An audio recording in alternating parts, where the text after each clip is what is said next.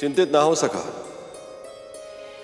वहां देवी लक्ष्मी के संग पार्वती भी हैं, वो संभाल लेंगी।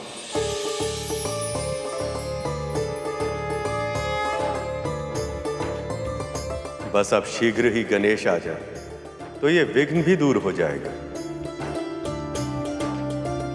लक्ष्मी के साथ मिलन में और विलंब अब मैं नहीं सह पाऊंगा। आपकी बात मानी तो विवाह का आनंद लेने से चूक जाऊंगा। वहाँ मामा श्री विष्णु प्रतीक्षा कर रहे होंगे और मामी श्री भी तो मेरे आगे दिया जलाने के लिए तैयारी कर रही होंगी। अब चलिए, चढ़िए मेरे हाथ पर।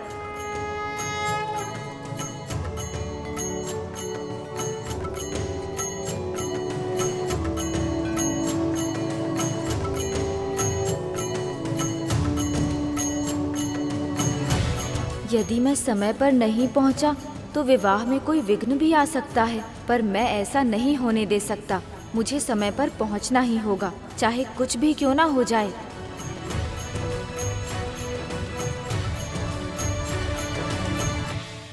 मैं बस इतना जानना चाहती हूँ, ऐसा क्या किया है इसने जो ये इतने सम्मान के योग्य बन गई?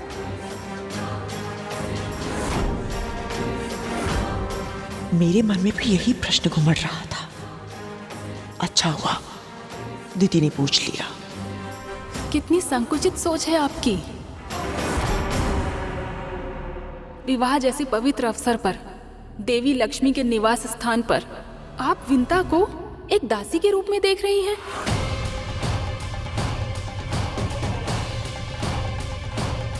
जबकि आप तीनों में केवल विंता ही है अपनी भक्ति की शक्ति से जो यहाँ तक पहुँच पाई है।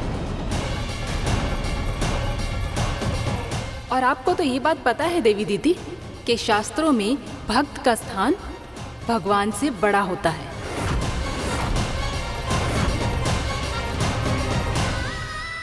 ये अपनी आस्था से यहाँ तक पहुँची हैं और इसीलिए हर विशेष सम्मान के योग्य हैं। चाहे जो कुछ भी हो देवी, एक दासी को मुझसे ज्यादा सम्मान देना यह अनुचित है।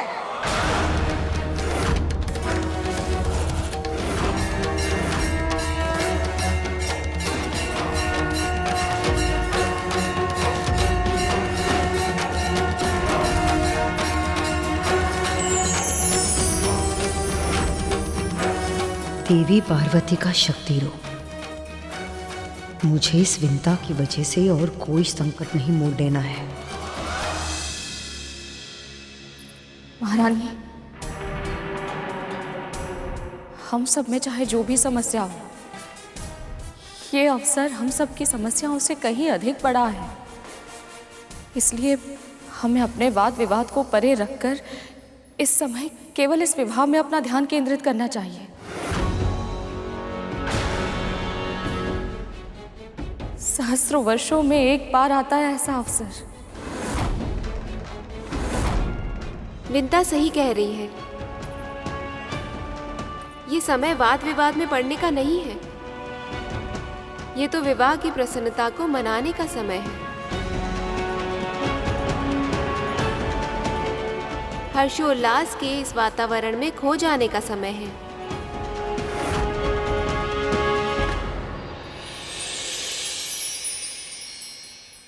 महाराज बलि, आप तो त्रिलोक जय, सर्वशक्तिमान, सर्वज्ञानी हैं। आपने यहाँ आने का कष्ट क्यों किया? मुझे क्षमा कर दीजिए गुरुदेव, बहुत बड़ी भूल हो गई है मुझसे। भूल का आवास होने पर क्षमा करने से कोई लाभ प्राप्त होता नहीं है। कितना समझाया था मैंने आपको, और आपके मन में तो अमृत प्राप्त करके आत्मनिर्भर बनने की हट जड़ पकड़ चुकी थी। उन्हें जीवित होने के लिए अपने गुरु पर निर्भर रहने की व्यवस्था से मुक्त होना चाहते थे आप। मैंने बार बार आपको समझाया, किंतु आपने मेरे हित वचनों पर तनिक भी ध्यान नहीं दिया। और मेरे पास आपके लिए कोई सुझाव नहीं है। गुरुदेव, मेरी बात तो सुनिए। देवी लक्ष्मी ने देवराज और अन्य देवताओं की श्री लौटा दी और अब उन्हें अमृत भी मिल गया तो हम असुर बहुत बड़े संकट में फंस जाएंगे। सहायता कीजिए गुरुदेव, मुझे मेरी भूल के लिए क्षमा कर दीजिए। तो ये सब विष्णु की चाल थी।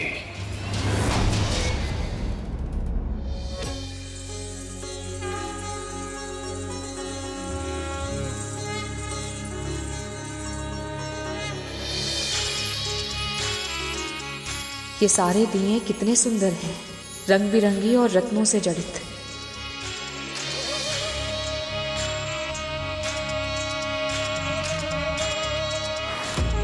इन दियों के समक्ष मेरे मिट्टी से बने हुए इस दिए का कोई मूल्य नहीं है। माता लक्ष्मी को विशेष लोगों द्वारा लाए गए विशेष दिए ही समर्पित होने चाहिए।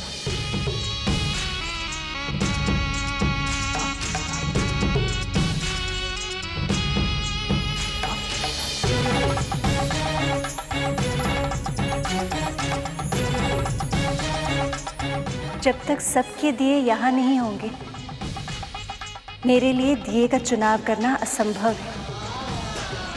पर यहाँ तो सबके दिए पहले से ही रखे हुए हैं सखी।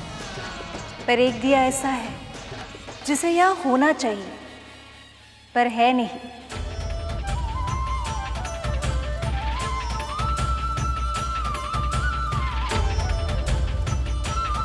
वो दिया विंता का है।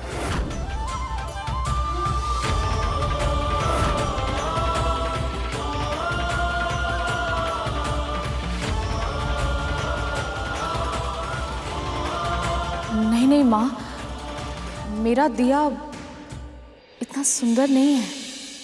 विंता, यहाँ अरे आओ।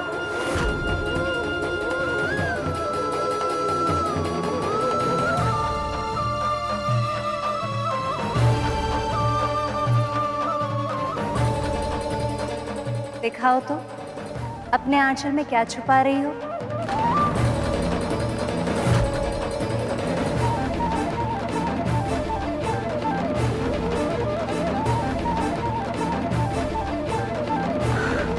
दिखाओ दिखाओ।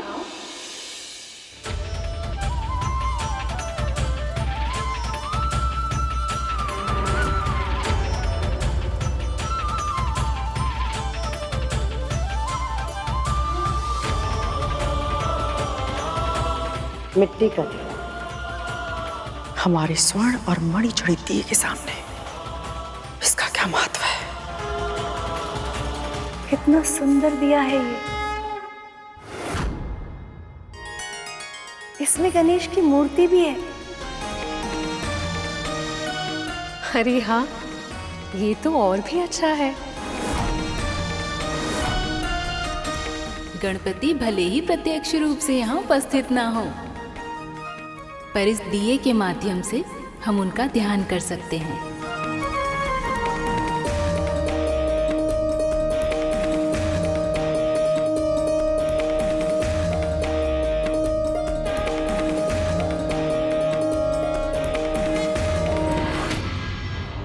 अपनी शक्ति लक्ष्मी को वापस प्राप्त करने के लिए उन्होंने आप सभी का उपयोग किया है। हाँ गुरुदेव, और अब उन दोनों के विवाह के लिए क्षीर सागर के मंथन को भी रोक दिया है। माया और छल विष्णु की कार्य पद्धति के अभिन्न अंग है। मैं जानता था और मैंने आपको चेतावनी भी दी थी, किंतु आपने अपने गुरु के ज्ञान का लाभ उठाना उचित नहीं समझा। आपने स्वयं अपने दुर्भाग्य को आमंत्रित किया है। कब होगी?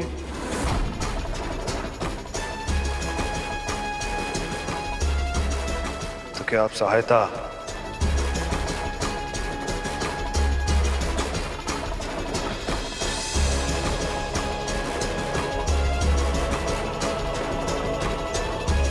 गुरुदेव ने सच में हमारा साथ छोड़ दिया। अभी सनिश से कौन बचाएगा हमें?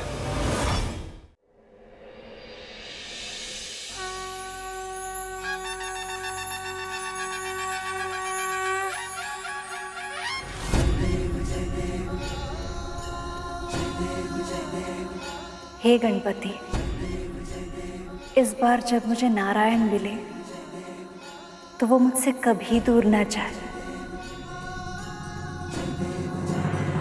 हम एक साथ सदैव सुखमय जीवन बिताएं।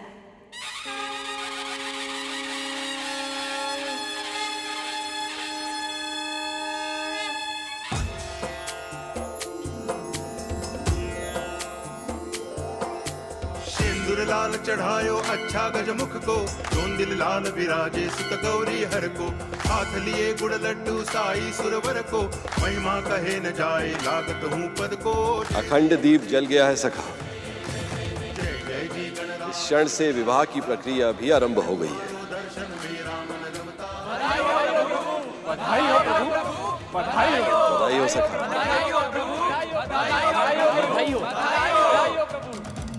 लगता है गणेश यहाँ आने की जगह सीधे वहीं चले गए।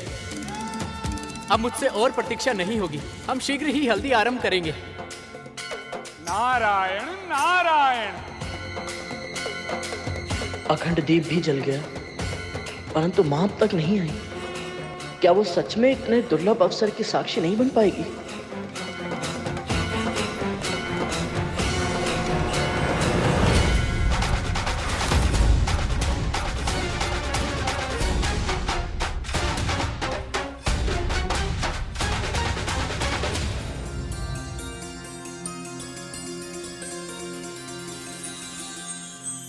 अरुण भैया,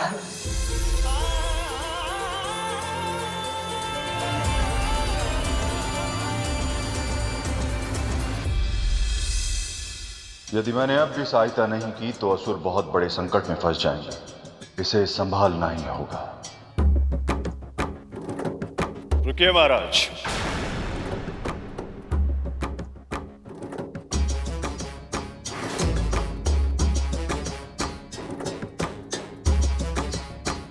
शिष्य भले ही अपना कर्तव्य छोड़ दे,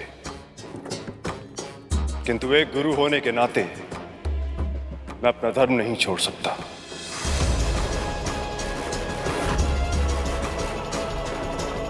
मैं आपकी सहायता करूंगा।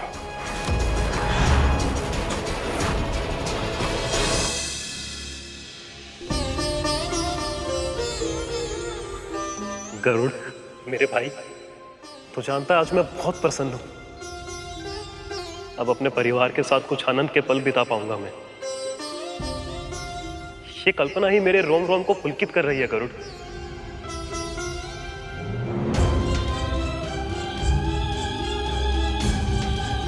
क्या हुआ गरुड़? परिवार मां के बिना अधूरा है भैया, और मां नहीं आई। ये तो उससे किसने कहा? मां तो लक्ष्मी मां के साथ है गरुड़।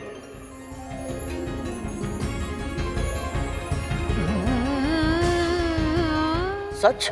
मैं सत्य स्वरूप सूर्य का सारथी हूं गरुड़। मैं कभी झूठ नहीं बोलता।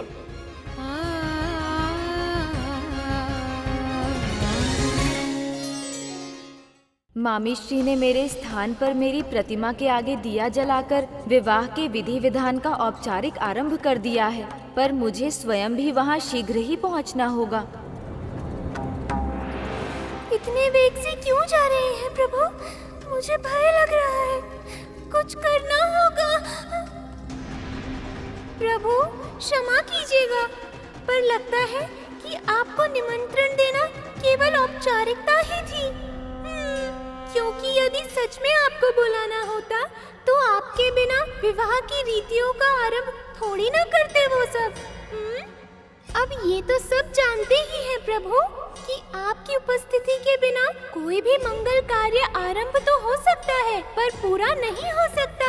उसके बाद भी उन सब ने आपके पहुंचने की प्रतीक्षा क्यों नहीं की? हो सकता है मुहूर्त बीता जा रहा हो। प्रभु कहीं ऐसा तो नहीं कि वहाँ किसी को आपकी उपस्थिति की आवश्यकता का आभास ही ना हो रहा हो? भैया, आप नहीं जानते कि आपने ये सूचना देकर मुझे कितनी बड़ी प्रसन्नता दी है। माँ, ये तो बस प्रसन्नता का आरंभ है गरुड़। मैं जानता हूँ कि माँ किसी से नहीं कहेंगी, पर उनको उनकी सेवा का फल मिल चुका है। भगवान दत्तात्रेय ने उन्हें सदैव सुखी रहने का और दास्ता से मुक्त होने का आशीर्वाद दिया है मेरे भाई। ये सत्य है मेरे भाई। धीरे धीरे तुम्हें तुम्हारे कष्टों से मुक्ति मिलेगी और फिर समुद्र मंथन से निकलने वाला अमृत तेरे जीवन के सारे विष को समाप्त कर देगा। तो चल मेरे साथ भोजन भी कर ले और बाबा से भी मिल ले। बाबा?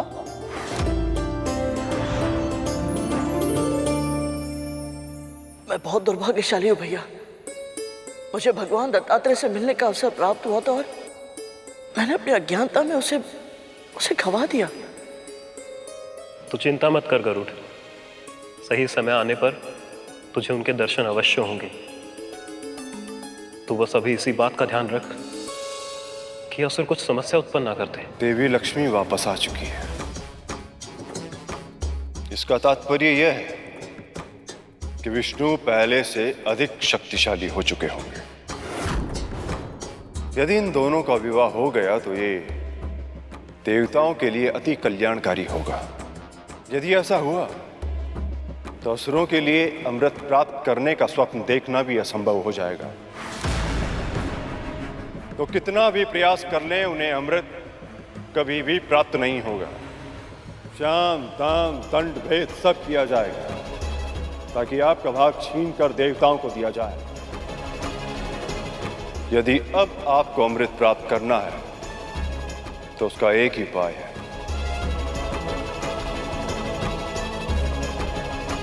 कर पाएंगे? कौन सा उपाय गुरुदेव? इस समय जब सभी का ध्यान विवाह पर केंद्रित है, आप सभी असुरों को मिलकर क्षीर सागर का मंथन करके उसमें से अमृत निकालना होगा।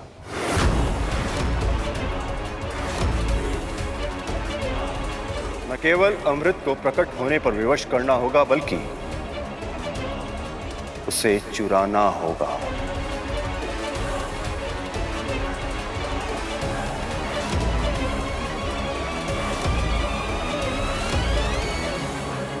अब तक इस मंथन का उद्देश्य मेरे लिए प्रभु विष्णु और माता लक्ष्मी का मिलन ही था भैया, परंतु ये जानने के बाद कि इस मंथन से निकलने वाला अमृत माँ की मुक्ति से जुड़ा है, तो इसे प्राप्त करने की मार्ग में कोई रुकावट नहीं आने दूंगा।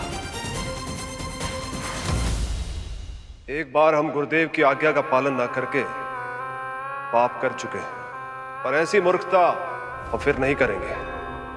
आपके वचन को ब्रह्म वाक्य मानकर उसका पालन करेंगे हम असुर। अमृत प्रकट होगा भैया, और मैं ये निश्चित करूंगा कि ये योग्य पक्ष को ही प्राप्त हो। मैं अमृत की रक्षा अवश्य करूंगा भैया, फिर चाहे इसके लिए मुझे अपने प्राण ही क्यों न देने पड़े। इससे पहले कि देवताओं की दृष्टि उस अमृत पर पड़े, हम उसे चुरा लेंगे। अब हम सारे असुर मिलकर मंथन करेंगे और अमृत को प्राप्त करेंगे।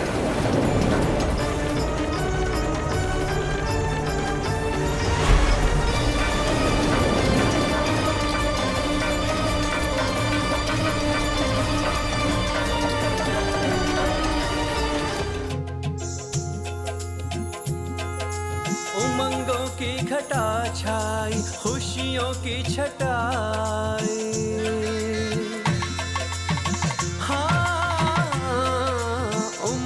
की घटा छाई, खुशियों की छटाई, शुभ घड़ी आई, मंगल बेलाई, शुभ घड़ी आई, मंगल बेलाई, ढोल बजी शहनाई बजी, बड़ी मंगल बेला आई, ढोल बजी शहनाई बजी, बड़ी मंगल बेला आई।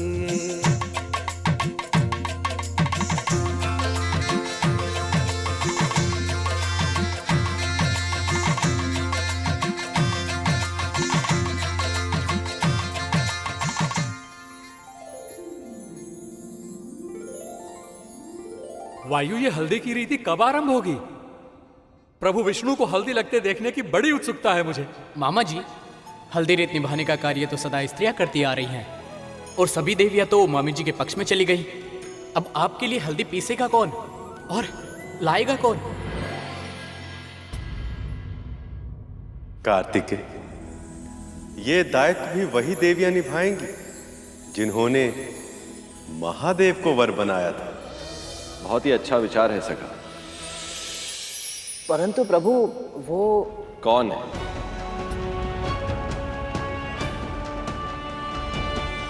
महर्षि वशिष्ठ की पत्नी देवी अरुंधति और महर्षि अत्रि की अर्धांगिनी देवी अनुसुईया। इस कार्य के लिए उन दोनों से उत्तम और कोई है ही नहीं। तो फिर विलंब किस बात का?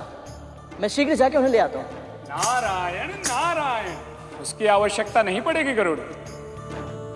सभी महान तपस्वी स्त्री पुरुष एक विशेष स्तर की सिद्धि प्राप्त करने के पश्चात इस योग्य बन जाते हैं कि यदि शुद्ध हृदय से उनका आह्वान किया जाए तो वो अपनी इच्छा अनुसार पूरी सृष्टि में कहीं भी आवागमन कर सकते हैं। हाँ, ये संभव है।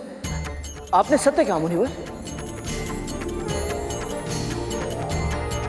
हे महाविदुषी, परम सिद्ध देवी अरुंधति, हे महान ज्ञानवान देवी अनुसूया, मैं विष्णु आप दोनों का आह्वान करता हूं। कृपया दर्शन देख के हमें कृतार्थ कर।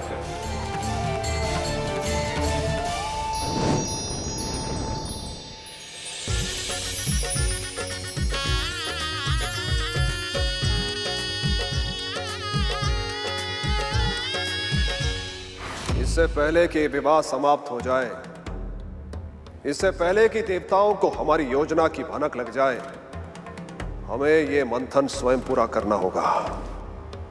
और ये कैसे संभव है महाराज, जब वासुकी की एक ओर सभी देवता थे और दूसरी ओर हम सभी असुर, हम दोनों पक्षों की सम्मिलित शक्तियां मिलकर भी मंदराचल पर्वत का मंथन नहीं कर पाई थी। देवताओं के बिना केवल हम असुर ये मंथन कैसे कर पाएंगे महाराज? यह संभव है। यदि सबको लगता है कि यह संभव है तो यह असंभव ही बन जाएगा। तुम सभी अभी तक विष्णु की माया को समझ नहीं पाए। उन्होंने जानबूझकर मंथन के कार्य को अधिक कठिन बनाकर प्रस्तुत किया ताकि तुम सबका आत्मविश्वास टूटे। तुम हतोत्साहित हो। स्वयं विचार करो, यदि यह सत्य न होता तो क्या संभव था? ये एक विशाल विराट महान पर्वत को तुम सब मिलकर भी उठा न सके।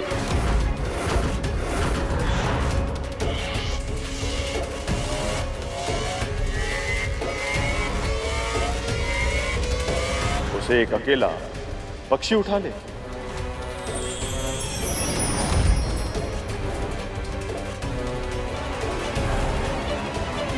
ये तर्क उचित है गुरुदेव। इसका अर्थ यह है कि विष्णु आरंभ से ही हमारे साथ छल करता आ रहा है। धन्यवाद देवी, आप दोनों का वैकुंठ में स्वागत है। विवाह की बहुत बहुत बधाई प्रभु।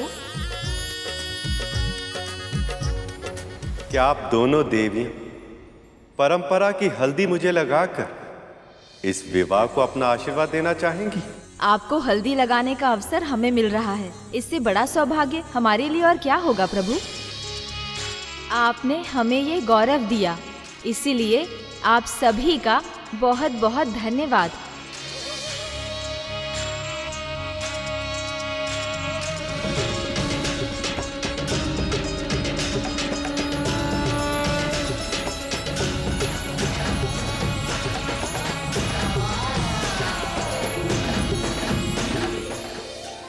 तुम सबकी प्रसन्नता पर दया आ रही है मुझे, क्योंकि तुम जितने प्रसन्न रहोगे उतने ही व्यस्त रहोगे और वहाँ मेरे पुत्र मंथन का अमृत प्राप्त कर लेंगे और असुर सदैव सदैव के लिए अमर हो जाएंगे।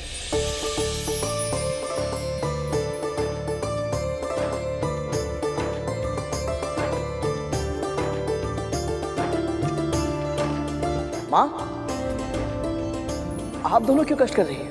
मुझे आदेश दीजिए, मैं करता हूँ। विवाह की हल्दी तो माँ ही पीसती है पुत्र, शगुन होता है ये। सच में? लगता है तुमने अब तक कोई विवाह नहीं देखा। हाँ माँ, मन तो बहुत है, परंतु क्या करूं, अरुण भैया मानते ही नहीं। पर गरुड़, मुझसे बड़े तो शेषनाग भैया हैं, इसीलिए विवाह पर हमसे पहले अधिकार भी इनका है और कर्तव्य भी। क्यों शेष भैया? अरे बात तो प्रभु के हल्दी से आरंभ हुई थी, मेरे विवाह तक कहां पहुंच गए? अनूठा बंधन है ये विवाह।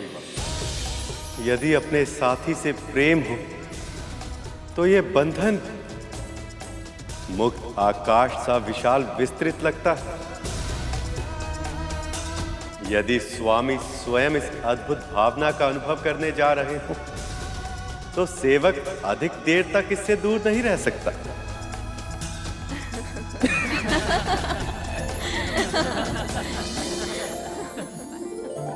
आने दो विंता माँ को, उनको सब बताऊंगा कैसे परेशान करते हो तुम दोनों मुझे।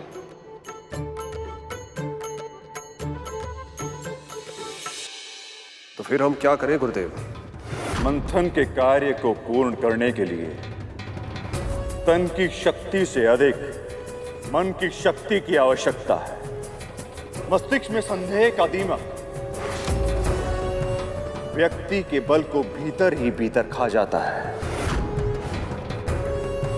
इसलिए अपने मस्तिष्क में जितने भी संदेह हैं उन्हें दूर करो। अपनी इच्छा शक्ति की सीमा को इतना बढ़ाना होगा कि वो शारीरिक ऊर्जा के तौर पर बदल जाए।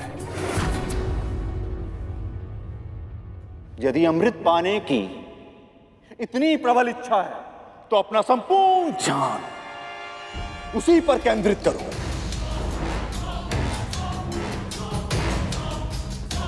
फिर जो चाहोगे अवश्य प्राप्त होगा। उत्तम उत्तम सुझाव है गुरुदेव। हाँ गुरुदेव, अब हम ऐसा ही करेंगे। हाँ, अब हम यही करेंगे गुरुदेव। परंतु एक बात का ध्यान रखना, इंद्र या अन्य किसी देवता को इस योजना की भनक तक न लगने पाए। नहीं लगेगी गुरुदेव, क्योंकि वो सब उस विष्णु के विवाह में व्यस्त जो है।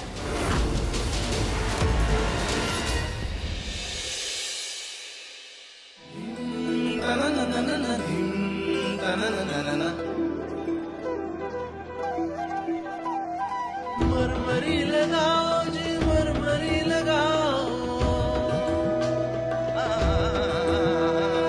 मरमरी लगाओ जी, मरमरी लगाओ, पीतांबर धारी को मरमरी लगाओ।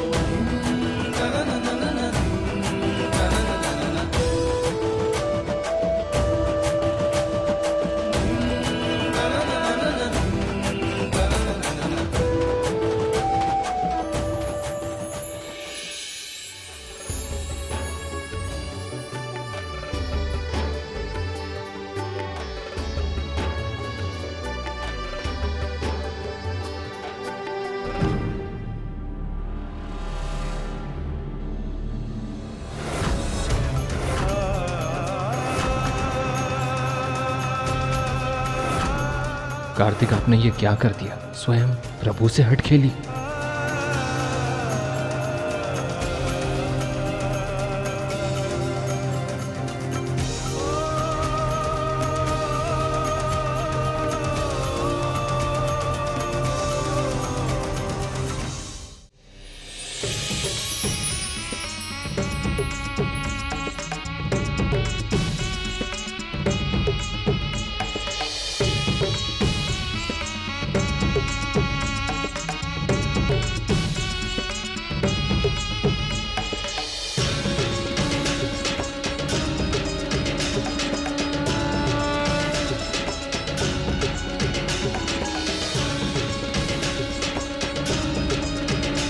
प्रभु नारायण, इस शुभ विवाह का खूब आनंद ले रहे हैं आप। अब जल्द आपकी लगाई हल्दी भिजवाइए।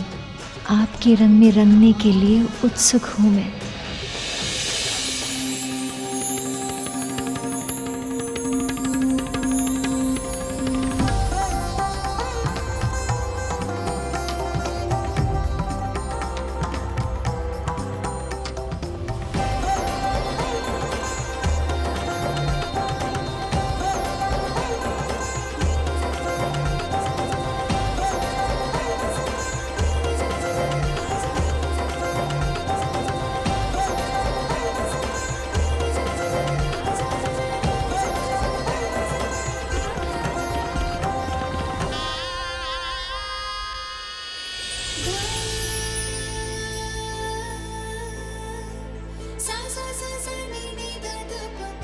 ये प्रभु की ही लीला है जो उनके प्रेम की वर्षा यहाँ तक हो रही है।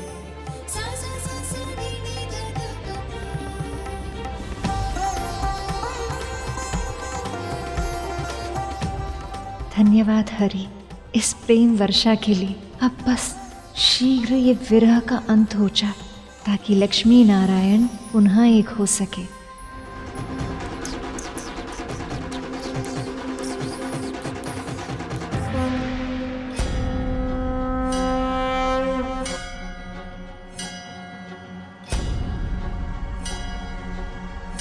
बस प्रभु, कब तक स्वयं को थकाएंगे आप? अब विश्राम कीजिए, आगे आपको मैं लेकर जाऊंगा। विलंब या विश्राम करने का समय नहीं है मूषक जी। मुझे आभास हो रहा है कि मामा श्री की हल्दी पूरी हो गई है। कहीं ऐसा ना हो कि मामी श्री की हल्दी भी मेरे बिना ही पूरी हो जाए। पर प्रभु, जब वो सब आपके बारे में नहीं सोच रहे तो आप इतनी चिंता क्यों कर रहे हैं? क्योंकि वो मेरे मामा मामी श्री हैं मूषक जी। सृष्टि के कल्याण के लिए इतने समय तक एक दूसरे से दूर रहे हैं वो, और अब जब उनके मिलने का समय आया है तो मैं नहीं चाहता कि वहाँ मेरी अनुपस्थिति के कारण कोई अनहोनी हो जाए। वैसे भी उन असुरों पर मुझे तनिक भी विश्वास नहीं है।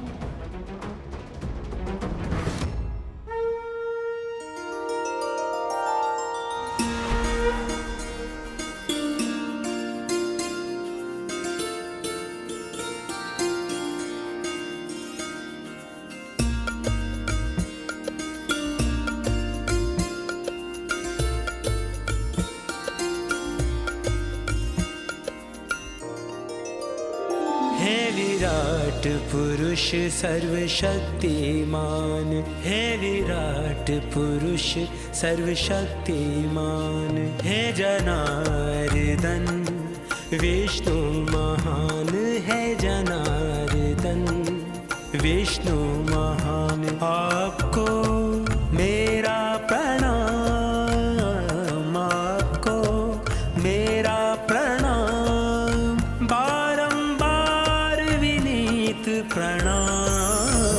है विराट पुरुष सर्वशक्तिमान, है विराट पुरुष सर्वशक्तिमान। कोई से देवी लक्ष्मी के यहाँ पहुँचा, आइए। कृपया शीघ्र जाइए, वो प्रतीक्षा कर रही होंगी। मैं ही जाता हूँ, माँ से भेंट भी हो जाएगी। रुकिए कार्तिकेय।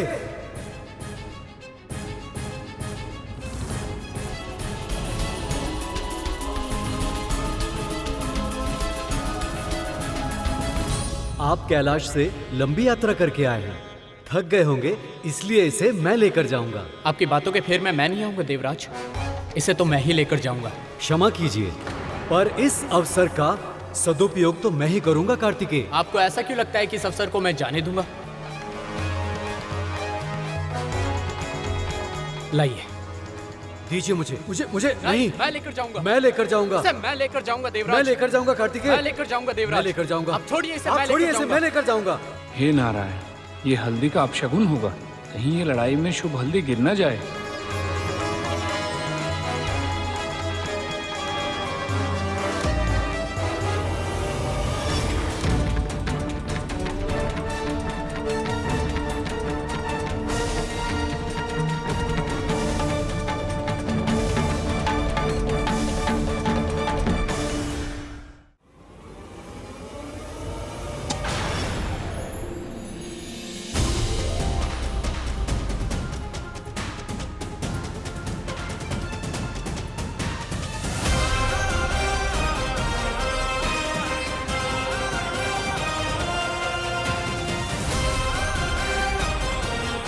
नारायण नारायण।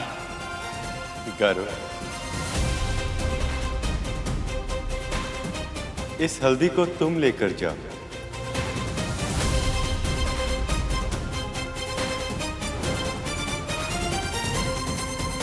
और अपनी माँ विंता से भी मिल लेना।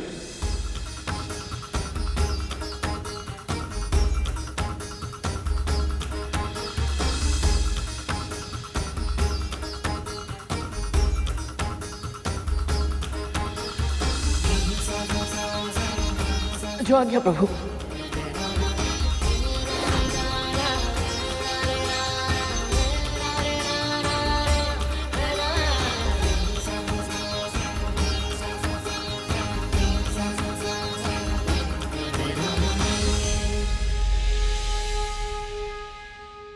गरुड़ की सेवा भाव पर आपकी कृपा दृष्टि रखने के लिए कोटि कोटि धन्यवाद।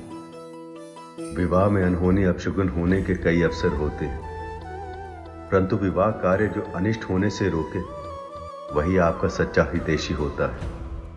तुम्हारा भ्राता एक सच्चा भक्त साबित हो रहा है श्रेष्ठ।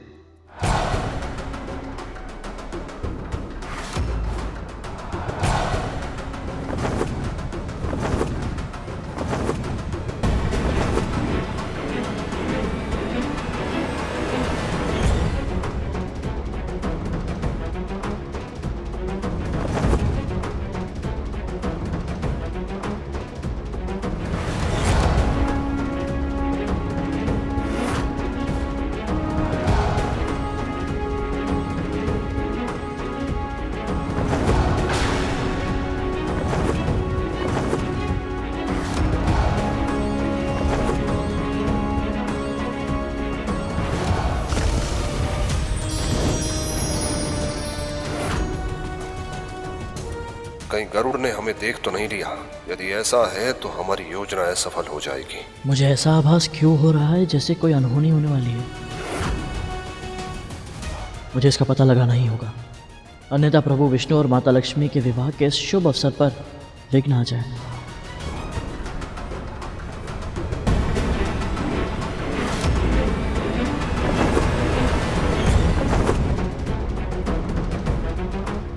जब तक विष्णु जी की बारात लक्ष्मी के महल तक नहीं पहुंच जाती, तब तक किसी न किसी रीति के कारण किसी न किसी का आवागमन होता रहेगा। अभी अपना कार्य करने का उचित समय नहीं है। हमें सही अवसर की प्रतीक्षा करनी होगी।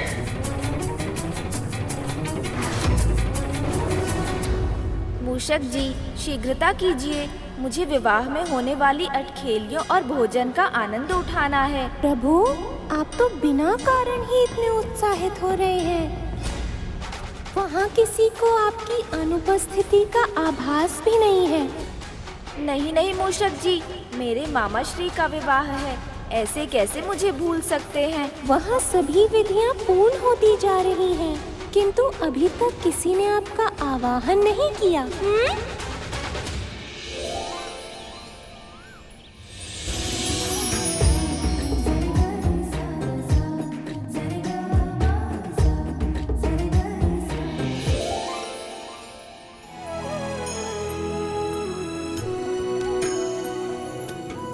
सखी है तो यहाँ, पर यहाँ होकर भी नहीं।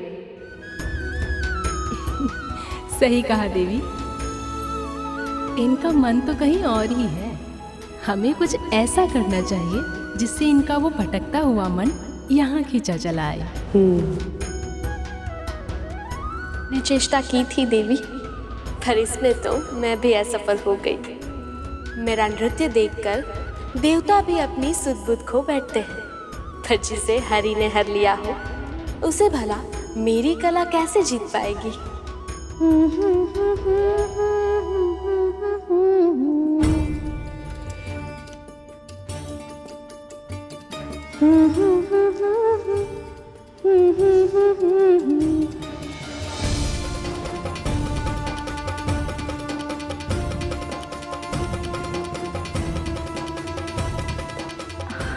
विंता, क्या हुआ?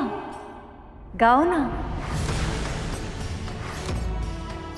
मैं कैसे गाऊं? देवी, आप गंधर्व और अप्सराओं को छोड़कर इस दासी का गीत सुनेंगे?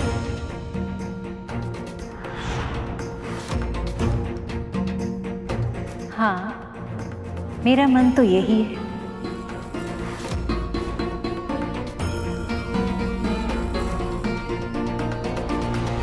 विंता, गाओ ना।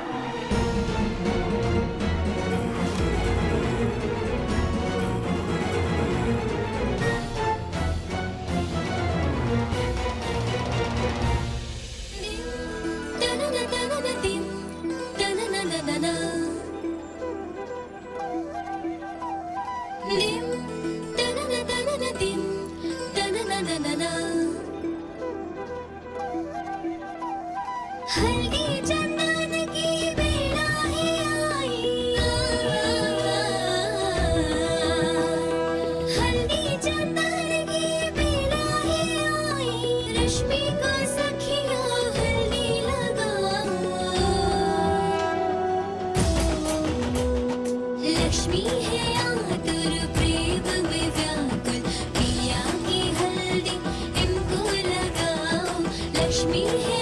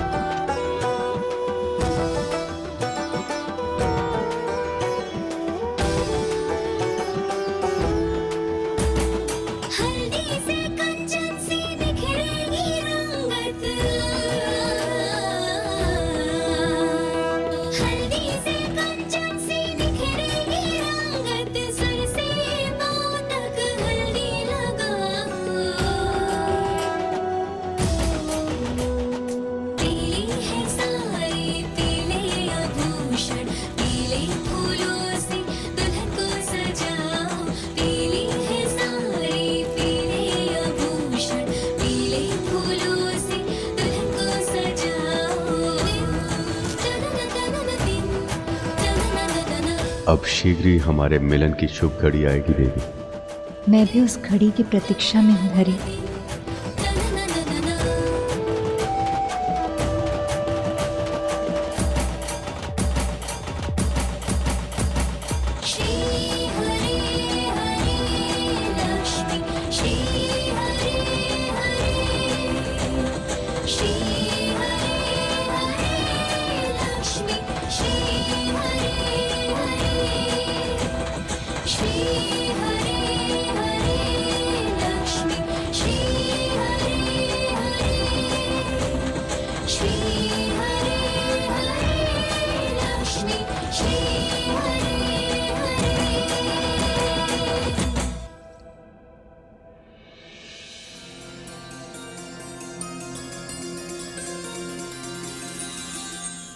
सबका ध्यान अपनी ओर केंद्रित करना।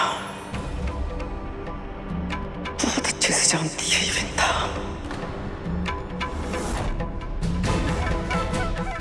मुझे सबका ध्यान अपनी ओर आकर्षित करना ही होगा। बिल्कुल नहीं, विंता को सदैव सब कुछ मिले, ये मैं नहीं होने दूंगी। कुछ भी करके मुझे सबका ध्यान अपनी ओर आकर्षित करना ही होगा।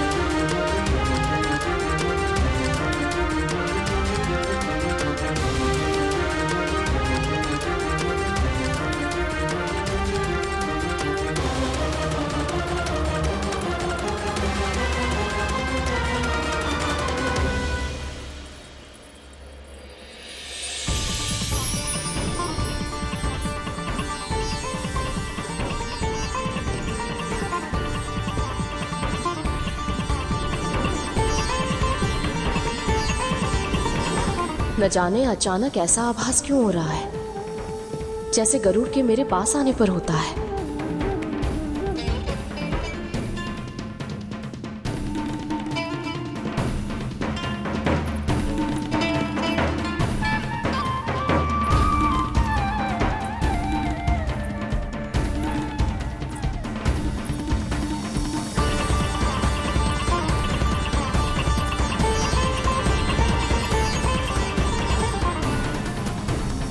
गरुड़,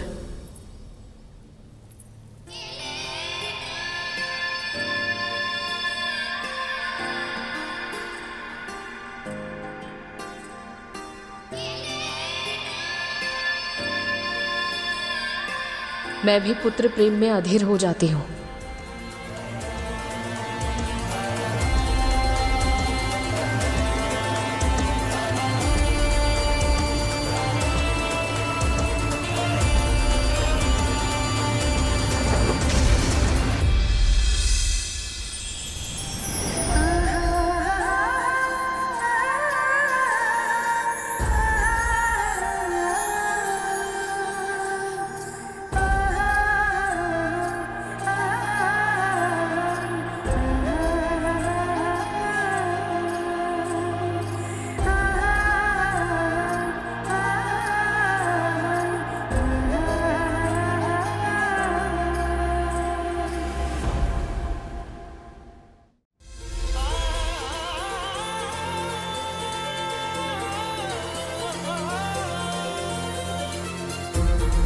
धन्यवाद हरि, हमारे मिलन के उत्सव में आपने माँ पुत्र के मिलन की भी प्रसन्नता जोड़ दी।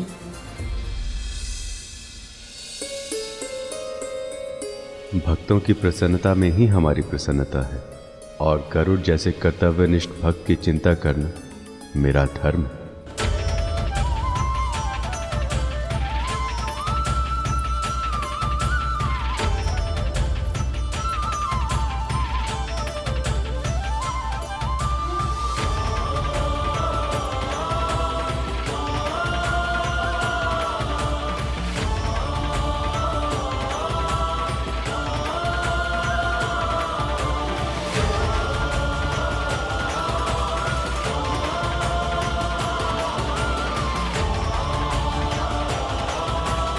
यही तो असली कारण था गरुड़ को हल्दी लेकर भेजने का।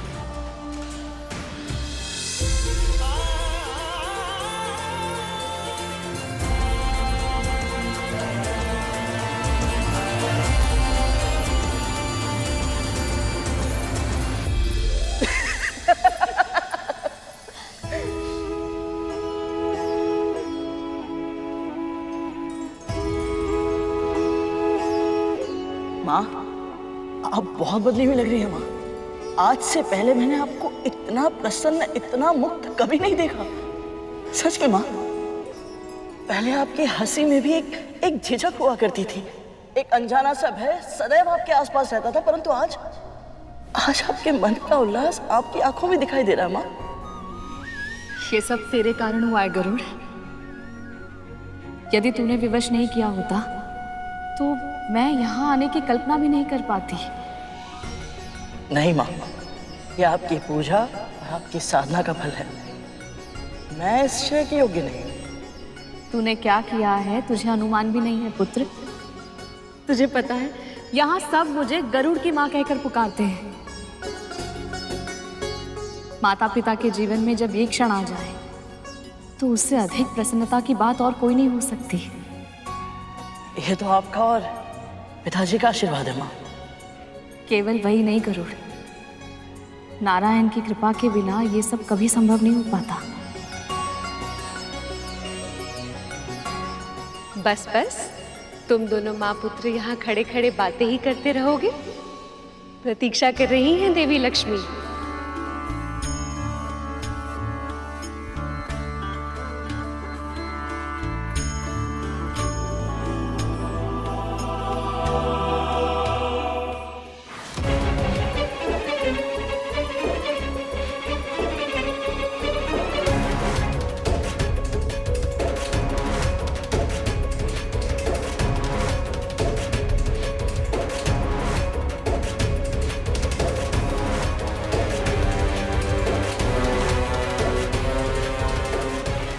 शेषनाग भी तो विष्णु के प्रिय है ना, फिर उन्होंने इसको क्यों चुना, इस पक्षी को?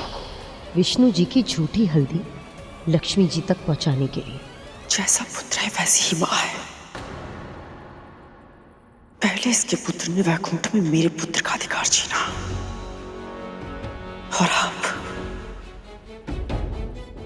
ये दासी होकर भी मेरे भाग का माता छीन रही है।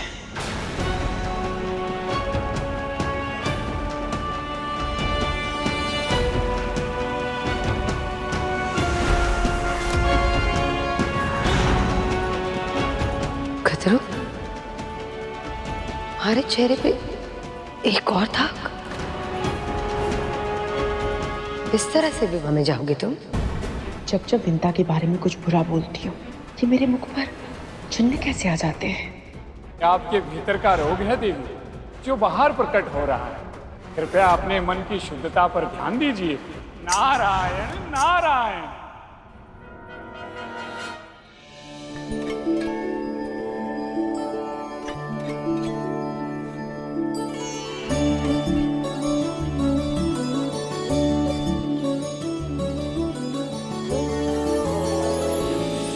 ये लीजिए माँ, विवाह की हल्दी।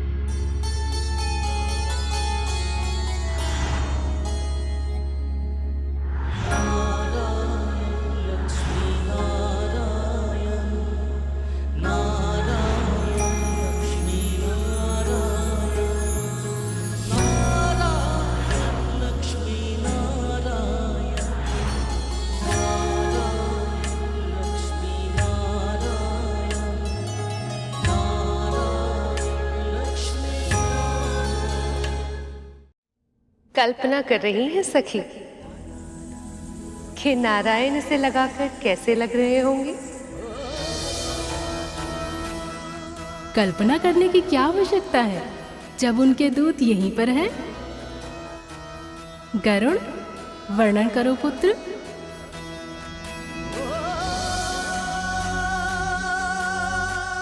हल्दी लगने के बाद प्रभु इतने अद्भुत, इतने अनुपम लग रहे थे कि उनके इस वर रूप का वर्णन करने के लिए जिन शब्दों की आवश्यकता है वो शब्द बने ही नहीं हमारे। अर्थात इस वर अवतार में प्रभु सबसे विशेष, सबसे अद्भुत लग रहे थे।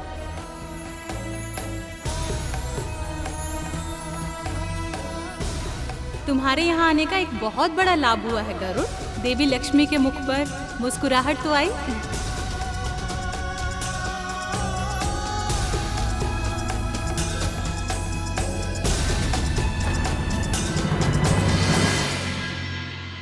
हल्दी दे दी ना गरुड़। अब जा।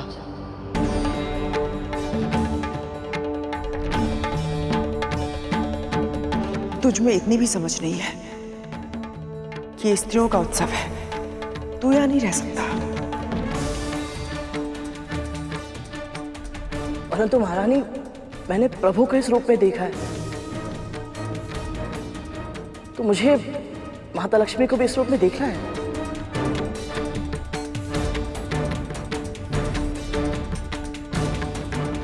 इस उत्सव के नियम तो यही कहते हैं गरुड़ कि तू यहाँ नहीं रह सकता।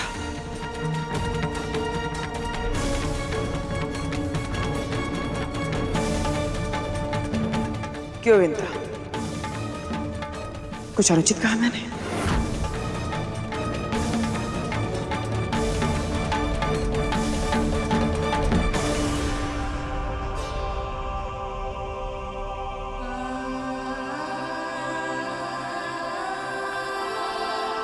गरुड़, कद्रू दीदी उचित कह रही है।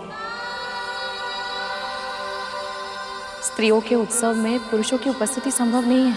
ना तो अपनी माँ के साथ समय बिता पाया और ना ही माता लक्ष्मी के सानिध्य का अनुभव कर पाया। ऐसे ही जाना पड़ रहा है। यहाँ केवल स्त्रियां और छोटे बालक ही उपस्थित रह सकते हैं। तो आपका अर्थ ये है माँ कि छोटे बालकों को यहाँ रहने की आज्ञा मिल सकती है?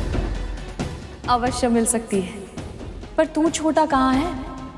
बड़ा हो गया है तू। चल जा यहाँ से। मैं जानती हूँ गरुड़, तेरा कितना मन था माता लक्ष्मी की हल्दी देखने का, किंतु विवाह के भी कुछ नियम होते हैं।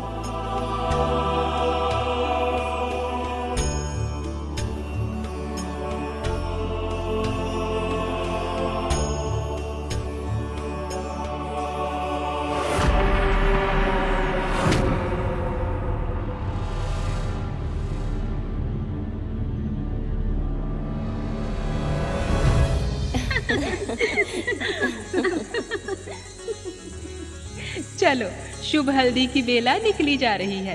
प्रभु विष्णु की हल्दी से अपनी सखी को सजाए। चलो फिर आज रंग ही दे देवी लक्ष्मी को उनके हरि के रंग में। चलिए आरंभ करते हैं हल्दी की रस्म।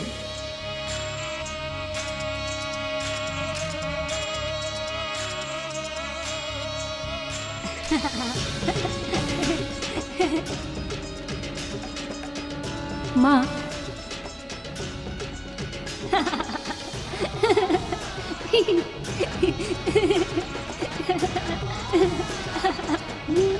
स्वर कहाँ से आ रहा है?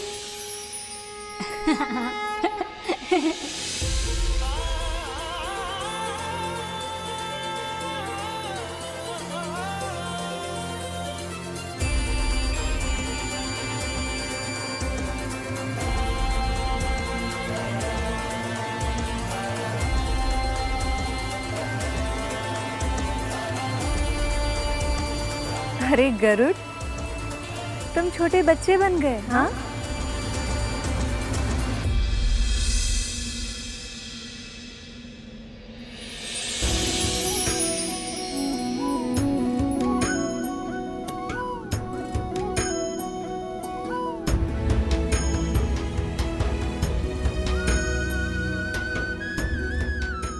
इतना आश्चर्य मत कीजिए माँ, ये तो बाल खिले ऋषियों के आशीर्वाद का प्रताप है।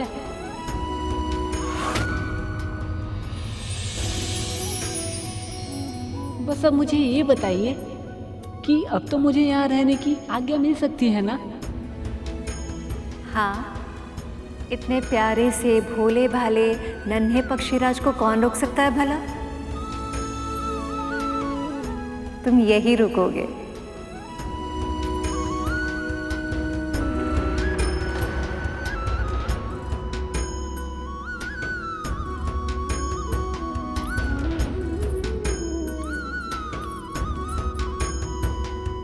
माँ, हल्दी क्यों लगाते हैं? हल्दी में जीवाणुरोधी विषाणुरोधी गुण होते हैं। इसे लगाने से कोई भी रोग नहीं होता। अरे वाह माँ, इसके और भी लाभ हैं। हाँ, इससे रूप और अधिक निखरता है। पर माँ, प्रभु नारायण और माँ लक्ष्मी तो पहले से ही अजर अमर है और सुंदरता की परिभाषा तो स्वयं माँ लक्ष्मी है। तो फिर इन दोनों को हल्दी की क्या आवश्यकता?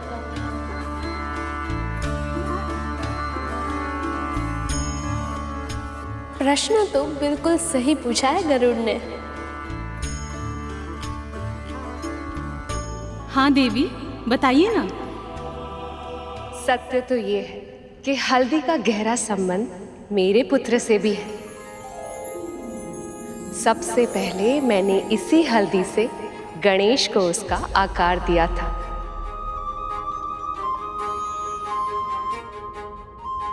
तब जाके गणेश को उसका साक्षात रूप मिला।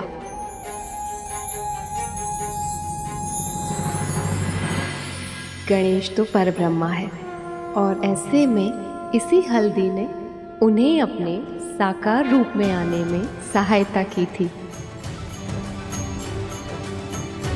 संसार की सबसे शुद्ध, सबसे पवित्र जड़ी बूटियों में से एक है। इसके अगणित गुण हैं जो किसी भी व्यक्ति को स्वस्थ, दीर्घायु और रोग मुक्त बना सकते हैं। संसार के जनजीवन कल्याण के लिए इसका प्रचार प्रसार बहुत आवश्यक था और इसीलिए विवाह से पहले हल्दी की ये प्यारी सी रीति बना दी गई जिससे सबको लाभ हो।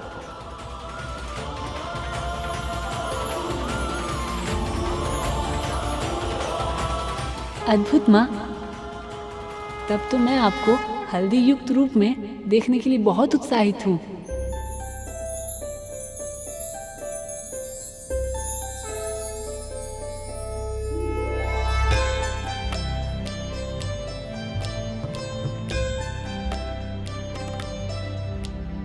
सुमनत वंदित सुंदरी माधवी चंद्र सहोदरी है ममाए, मुनि गण वंदित मोक्ष प्रदायनी मंजुल भाषिणी वेदनुते, पंकज वासिनी देव सुपूजित सद्गुण वर्षिणी। लक्ष्मी, वैसे तो आपको सुंदर दिखने के लिए किसी भी वस्तु की आवश्यकता नहीं, किंतु आपको ये सब रस्में करते देखने मेरे लिए भी सौभाग्य की बात है।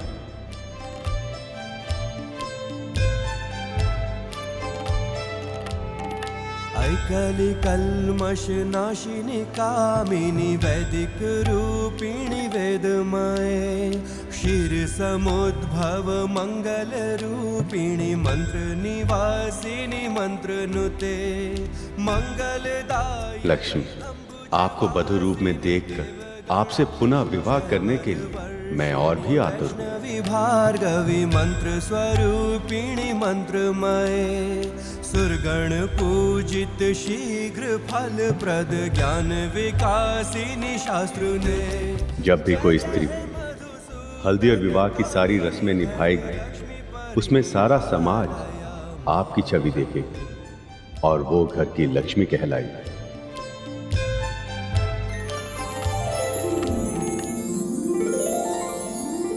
पहले मैं हल्दी लगा देती हूँ। नहीं, पहले मैं जाऊंगी। और वैसे भी हमने साथ में प्रवेश किया था और मेरे पुत्र मंथन में देवताओं के साथ है तो मेरा अधिकार पहले बनता है।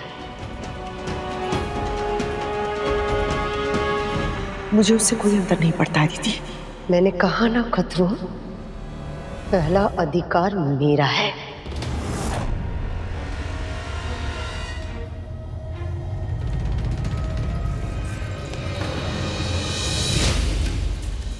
चलिए माँ, लक्ष्मी माँ को हल्दी लगाइए।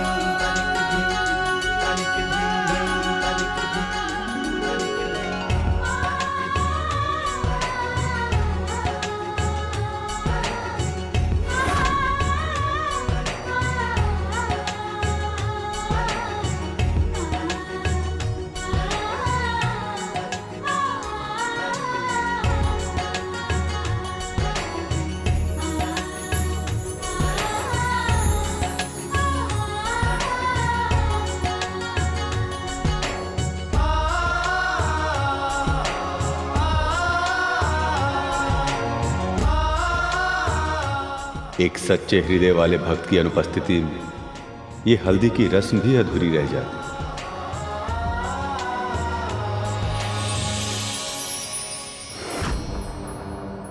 निश्चल होकर अपनी बारी की प्रतीक्षा करने के स्थान पर तूने फिर से मेरा अधिकार छीन लिया।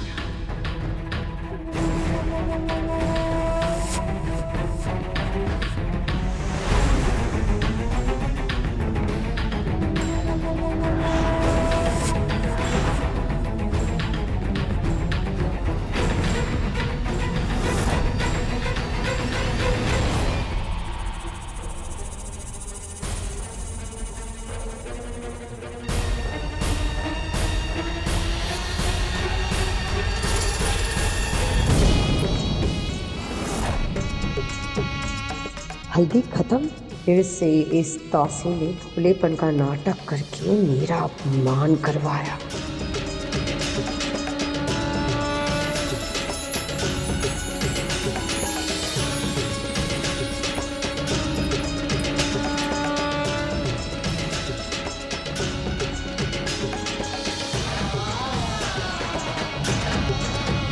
बहुत सुंदर लग रही हैं आप। आपको किसी की नजर ना लगे।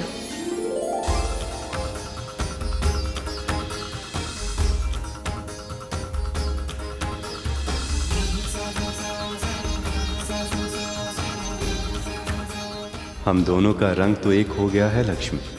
अब बस उस समय की प्रतीक्षा है जब हम फिर से एक हो जाएंगे। उसी क्षण की प्रतीक्षा तो मैं भी कर रही हूँ प्रभु।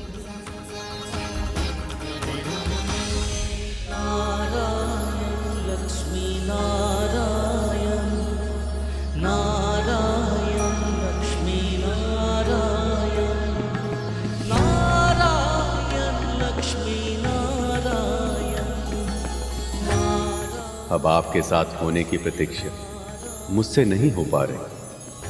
आशा करता हूँ ये विवाह कुशल मंगल तरीके से हो जाए। आपने मेरे मन की बात कह दी हरि। ये आप भी जानते हैं ये विरह के क्षण मेरे लिए कितने कठिन हैं।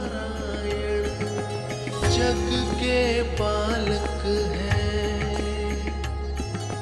नारायण लक्ष्मी नारायण नारायण लक्ष्मी नारायण नारायण लक्ष्मी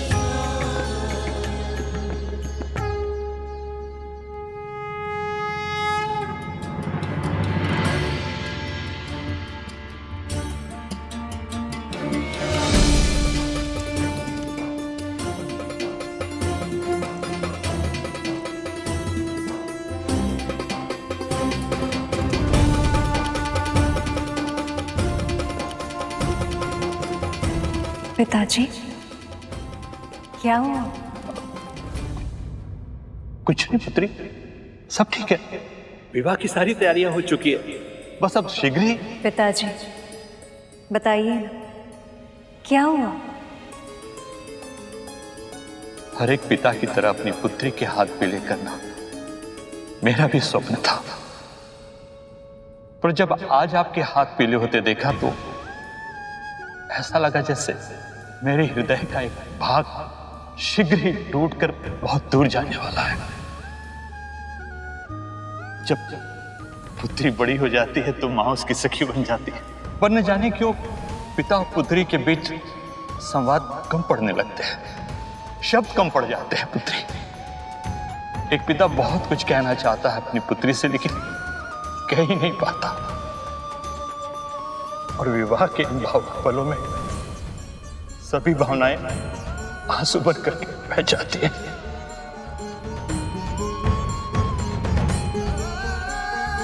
पिताजी मैं बहुत सौभाग्यशाली हूँ कि आप मेरे पिता हैं। आपने अपनी इच्छाएं मुझ पर नहीं थोपी, मेरे मन को समझा, मेरी इच्छाओं को समझने का प्रयास किया और मुझे अपना चुनाव स्वयं करने के योग्य बनाए। आप लोग ऐसे भावुक होकर आंखों से जलधारा ही बहाते रहेंगे? या इस बालक को कुछ खाने को भी देंगे। भूख लग रही है मुझे।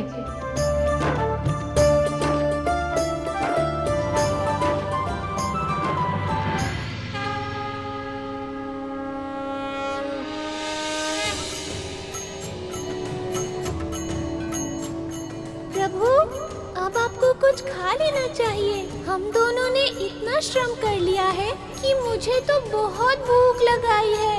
आपको भी लग रही होगी, है ना प्रभु? चिंता मत कीजिए मूषक जी, हम दोनों पेट भरकर भोजन करेंगे। बस एक बार वहाँ पहुँच जाएं, वहाँ सभी मेरी प्रतीक्षा कर रहे होंगे। मुझे भोग लगाए बिना कोई खाता नहीं है ना, इसलिए। सच में प्रभु? वैसे आपको क्या लगता है कौन कौन से पकवान बने होंगे वहाँ? वो तो मैं ऐसे ही बता सकता हूँ। मैं अभी अपनी अंतर्दृष्टि से देखता हूँ कि वहाँ क्या चल रहा है।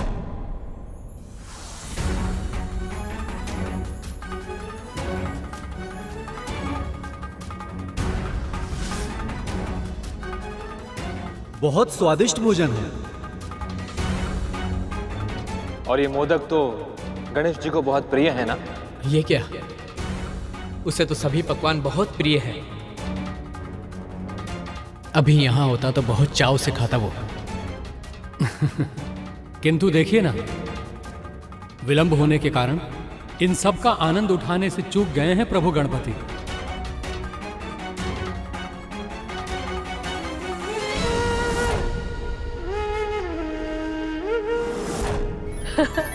ये लो पुत्र, ये मोदक मेरे पुत्र गणेश को बहुत प्रिय है। तुझे भी अच्छे लगेंगे।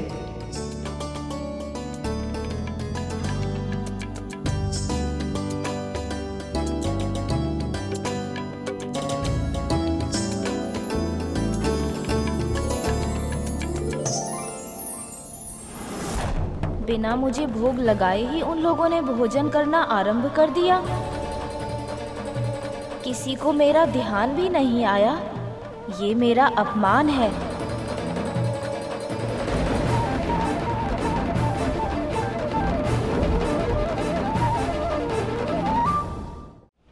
क्या हुआ प्रभु? भोग के लिए भी आपकी प्रतीक्षा नहीं की? तो क्या वो सब आपको सच में भूल गए? ऐसा नहीं होना चाहिए था मूषक जी। पिताश्री, विष्णु मामा श्री, ब्रह्मदेव सभी ने स्वयं मुझे पर ब्रह्म की संज्ञा दी थी। उन्होंने ही ये नियम बनाया था कि हर आयोजन में सबसे पहले मेरी पूजा की जाएगी। और अब वो सब स्वयं ही ये नियम भूल गए। कारण चाहे जो भी रहा हो, पर कर्तव्य से बंधे होने के कारण मैं इस नियम का पालन करने के लिए विवश हूँ। मैं नहीं चाहता था कि इस विवाह में कोई भी विघ्न आए, पर जहाँ गणेश उपस्थित ना हो वहाँ विघ्न का आना तो निश्चित है। अब इस विवाह में आने वाले विघ्न के प्रकोप को उन्हें स्वयं ही संभालना होगा।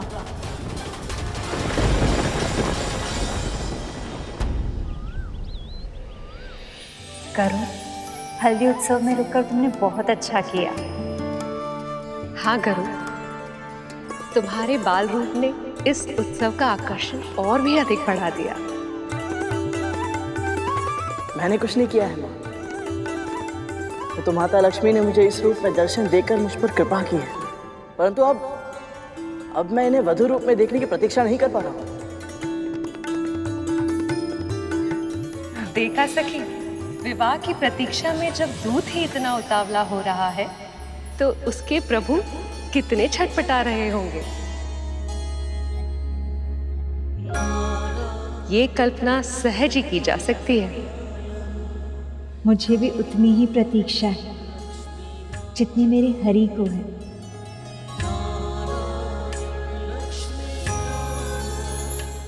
माँ, यहाँ से जाने का तनिक भी मन नहीं करता, परंतु वैकुंठ में बारात की तैयारियां करनी है मुझे, इसलिए जाना होगा। आज्ञा दीजिए। कल्याण हो पुत्र। प्रभु की सेवा में तू अपना हर दायित्व पूरी कुशलता के साथ निभाए, यही आशीर्वाद है मेरा।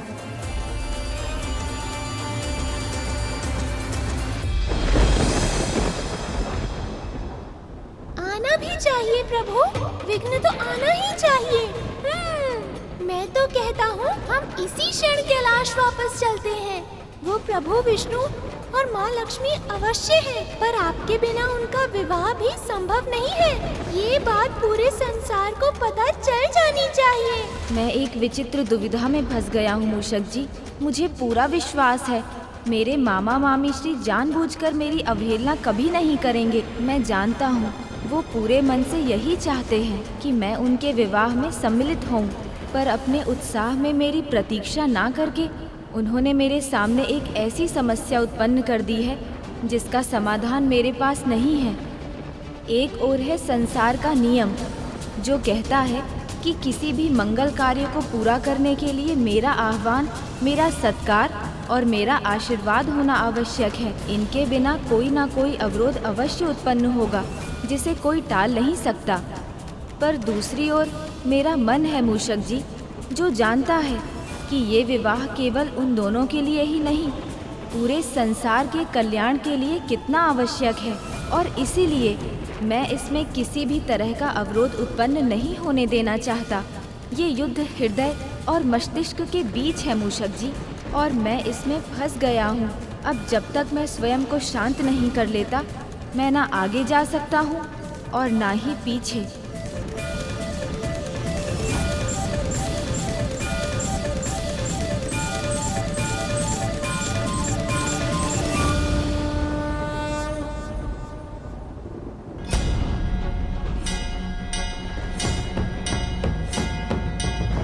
प्रभु तो स्वयं को शांत करने के लिए समाधि में बैठ गए, पर मैं अपने प्रभु का इतना घोर अपमान देखकर स्वयं को शांत कैसे करूं?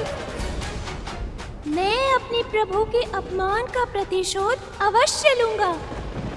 मेरे प्रभु के अपमान का दंड मैं विघ्न के रूप में दूंगा।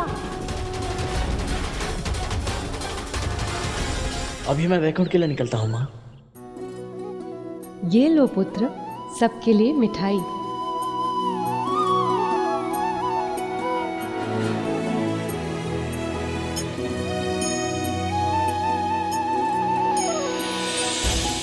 सदैव सुखी रहो।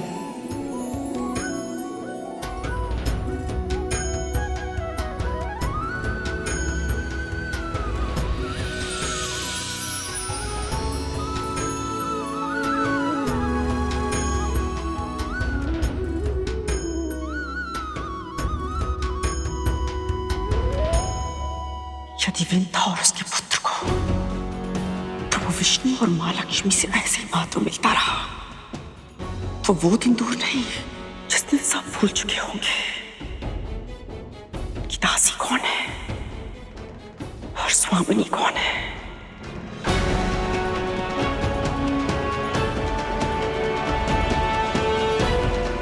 कद्रू, तुम्हारे चेहरे पे एक और दाग। ऐसा नहीं लगता कि जब भी तुम विंता और गरुड़ के बारे में कुछ गलत बोलती हो, तुम्हारे चेहरे पे धब्बा आ जाता है। ये आपके भीतर का रोग है देवी, जो बाहर प्रकट हो रहा है। कृपया अपने मन की शुद्धता पर ध्यान दीजिए। इसका अर्थ है देवर्षि नारद सत्य कह रहे थे। इन दोनों के कारण मेरी चिंता बढ़ती जा रही है और मेरी सुंदरता बिगड़ती जा रही है। पर कब तक षड्यंत्र करेगी है? बस एक बार मेरे पुत्रों को अमृत मिल जाए, फिर सदैव के लिए मेरी चिंता समाप्त हो जाएगी। अमृत पाने की तुम्हारी इच्छा ही रह जाएगी कद्रू, क्योंकि जब तक विवाह संपन्न होगा मेरे पुत्र सारा अमृत चुरा चुके होंगे।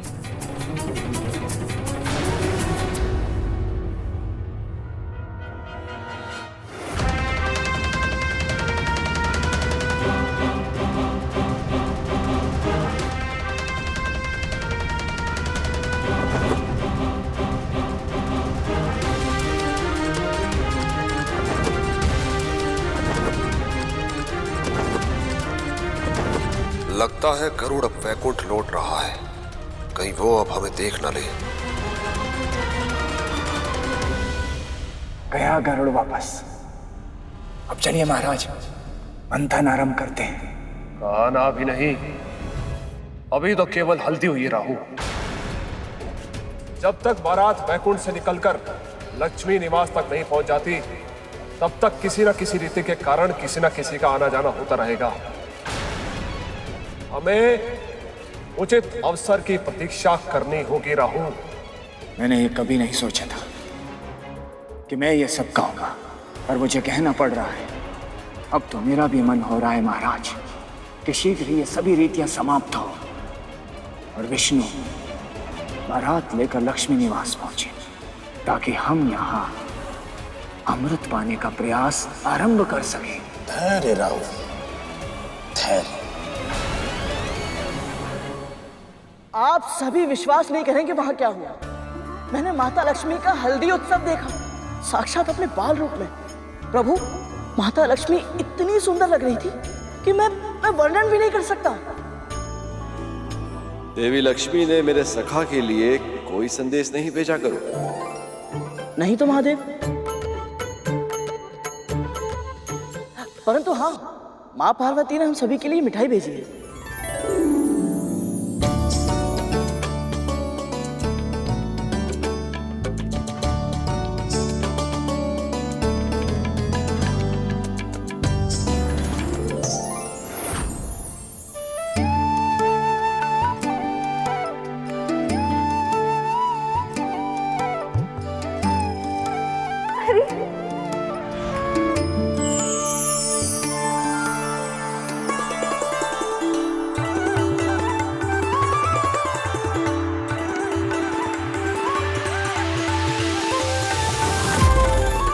क्या हुआ प्रभु?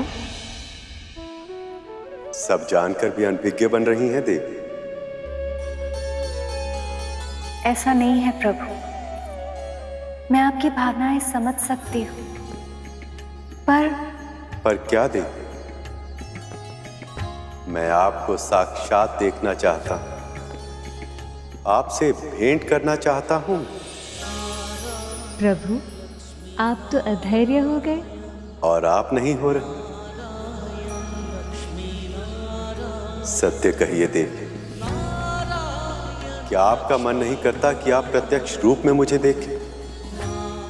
मेरे मन में उठती भावना तरंगों का अपने हृदय सागर में अनुभव कर, विरह के वर्षों का कष्ट साझा कर, भविष्य सुख की आशा का संबल दे। कहिए लक्ष्मी, क्या आप नहीं चाहते कि हम दोनों आमने सामने हों और कुछ क्षण एक दूसरे से बातें करें?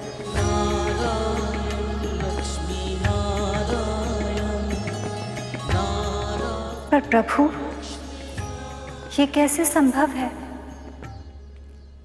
आप चाहें तो असंभव भी संभव हो सकता है देवी। कैसे प्रभु? हल्दी लग चुकी है, अब कोई भी मुझे आपसे मिलने की अनुमति नहीं देगा। देवी पार्वती और अन्य सखी हमेशा मेरे साथ रहती है। दिन रात आठों पहर में पहरे में रहती हूँ। और यदि ये पहरा तोड़कर मैं आपसे भेंट करने आऊं तो?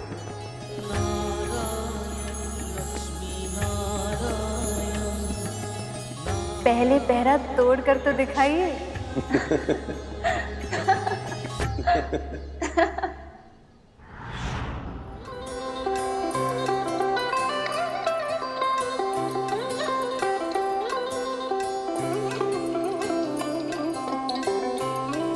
मैं आपके मन की व्यथा समझ सकता हूं सखा। आपका शरीर तो यही है, पर मन कहीं और ही है।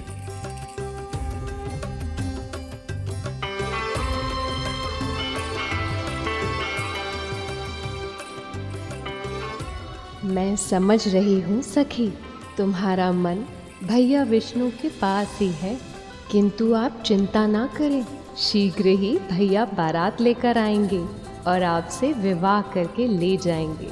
फिर जी भर के निहारते रहिएगा उन्हें।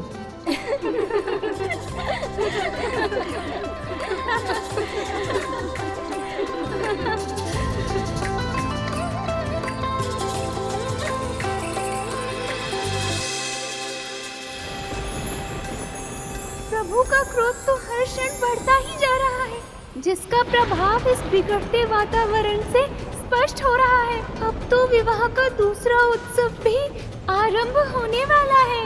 जब तक वो प्रभु का आवाहन नहीं करेंगे, तब तक इनका क्रोध शांत नहीं होगा।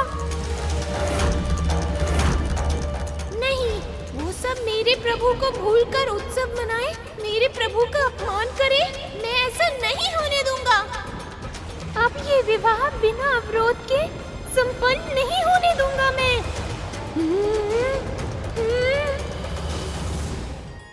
लक्ष्मी ने चुनौती दी है मुझे कि यदि मैं पहरा तोड़कर उनसे भेंट कर पाऊं तो करके दिखाऊं। आपने चुनौती नहीं, अनुमति दी है उन्हें। सत्य तो ये है सखी कि आपकी ना में भी हाँ ही छुपी है। मैं आपकी तड़प समझ सकता हूं सखा। मुझे यह भी अनुमान है कि देवी लक्ष्मी भी आपसे मिलने के लिए उतनी ही व्याकुल होगी, परंतु ये मिलन कठिन होगा सखा। कठिन नहीं, असंभव होगा, क्योंकि आपके चारों ओर पहरा मैं स्वयं दूंगी। पर क्यों महादेव? माँ पार्वती क्यों नहीं चाहेंगी कि प्रभु विष्णु और माता लक्ष्मी की भेंट हो पाए? इतने लंबे समय से आप प्रभु से और प्रभु आपसे नहीं मिले हैं। यदि वो एक बार मिलना चाहते हैं तो इसमें समस्या क्या है देवी? समस्या ये है कि जब मेरा और पार्वती का विवाह हुआ था तो मेरी भी इच्छा हुई थी देवी पार्वती से इसी प्रकार भेंट करने की, पर तब ऐसे ही सखी ने हमारे चारों ओर पहरा दिया था और इस कार्य में उनका साथ दिया था भैया विष्णु ने। अपने प्रिय से भेंट करने के लिए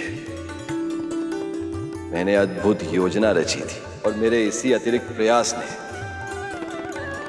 हमारे मिलन के क्षण को और भी अधिक विशेष बना दिया था। जो सहज मिल जाए उसका मूल्य समझ नहीं आता।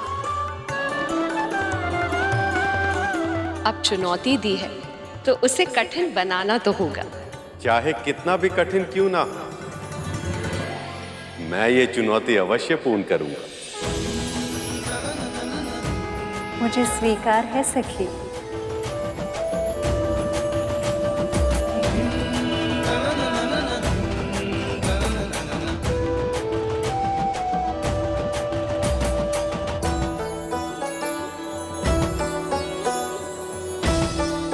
मुझे कोई चिंता नहीं है प्रभु, क्योंकि मुझे पूर्ण विश्वास है आप जो ठान ले उसे पूरा होना ही है।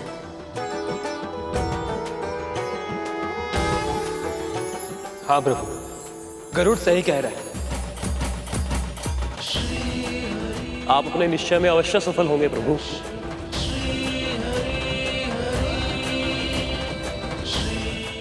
स्वयं देवी लक्ष्मी ने चुनौती दी है और पार्वती जी पहरा दे रही हैं। ऐसे में कैसे पूरी हो पाएगी ये चुनौती?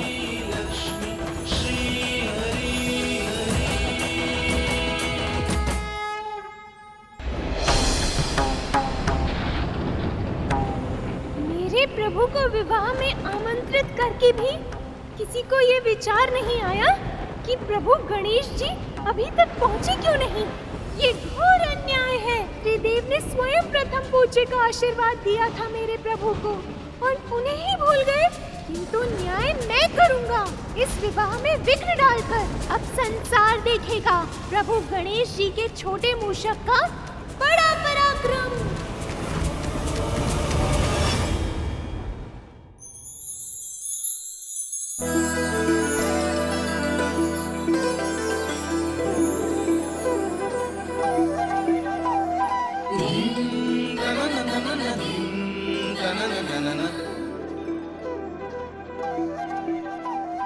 कितने सौभाग्य की घड़ियां हैं आई,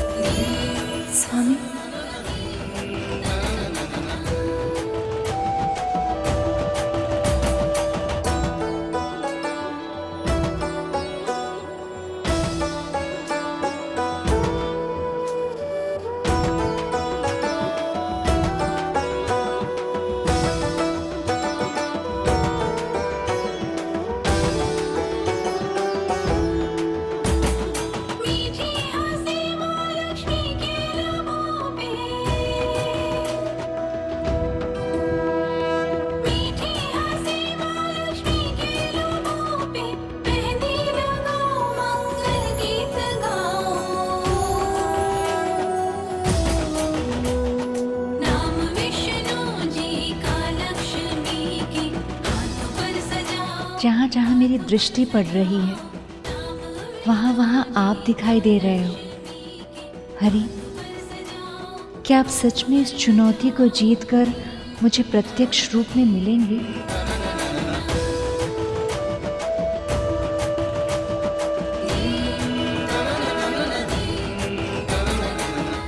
मैं किसी की मंशा को सफल नहीं होने दूंगा। मैं अपने प्रभु को साक्षी मानकर प्रण लेता हूँ कि अब ये विवाह नहीं होगा। मैं अपने प्रभु के अपमान का प्रतिशोध लूंगा।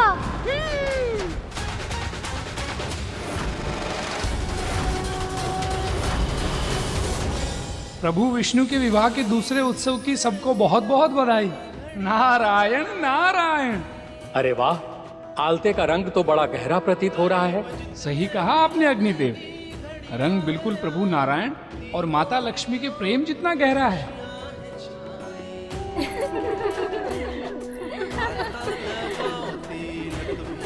माँ, ये मेहंदी को छूकर आशीर्वाद दें ताकि हम भी इसे लगाकर सौभाग्य प्राप्त कर सकें। लक्ष्मी से मिलन को हरि को सजाओ।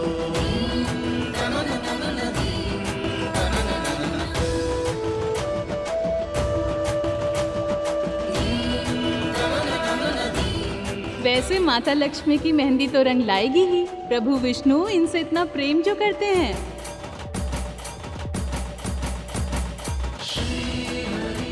किंतु क्या इतना प्रेम करते हैं कि चुनौती जीत पाए?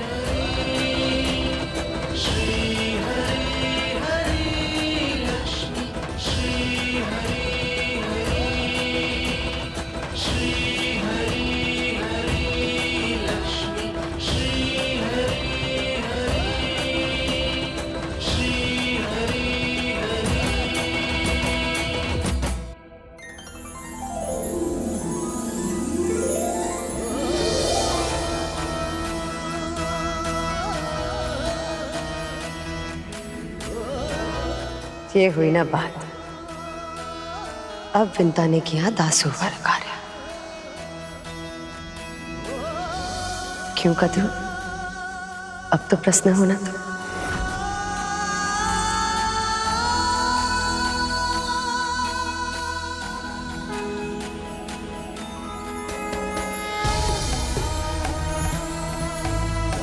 इन हाथों की रेखाएं सज गई आज।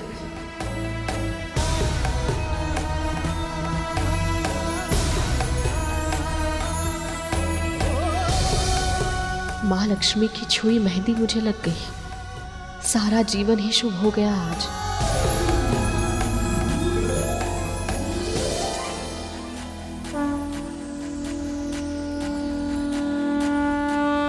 ऐसे कतरू, मैं सोच रही थी कि तुम ऐसा धब्बों वाला मुख लेकर विवाह में कैसे सम्मिलित होगी।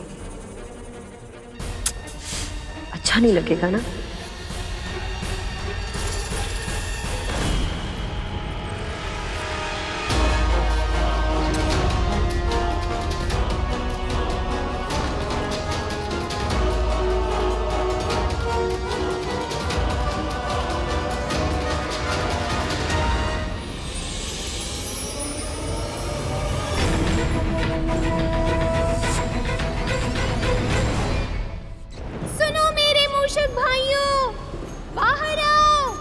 मुझे तुम्हारी सहायता की आवश्यकता है।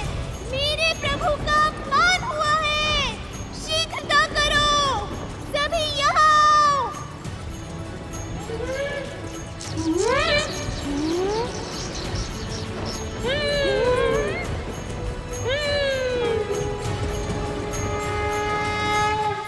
पुत्री, विवाह का जोड़ा पहनने से पहले आपको सभी शुभ वस्तुओं के साथ मंदिर जाकर देवी माँ की पूजा करनी चाहिए।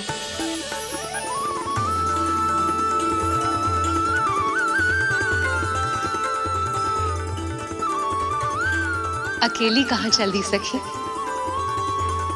हम भी आपके साथ चलें।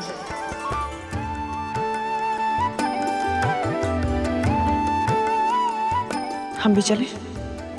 नहीं कद्रू, रहने देते हैं। वैसे भी बहुत थक चुके हैं और ये लोग तो वापस लौटने ही वाले हैं। लक्ष्मी मंदिर जा रही हैं, जहां उनकी सखियां उन पर कड़ी निगरानी नहीं रख पाएंगी। यही सही अवसर है उनसे भेंट करने का।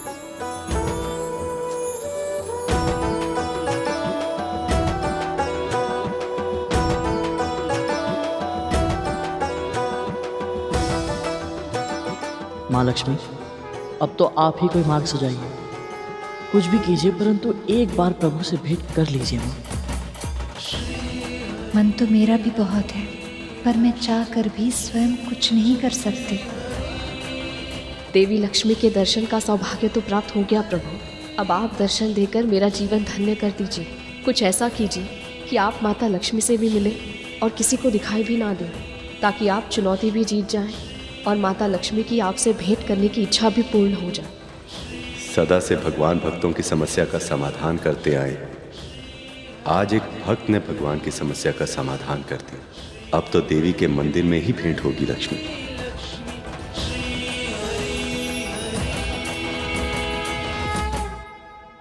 पक्षीराज गरुड़ के साहस भरे कारनामे देखने के लिए चैनल को सब्सक्राइब करें और साथ ही बेल आइकॉन दबाना न भूलें।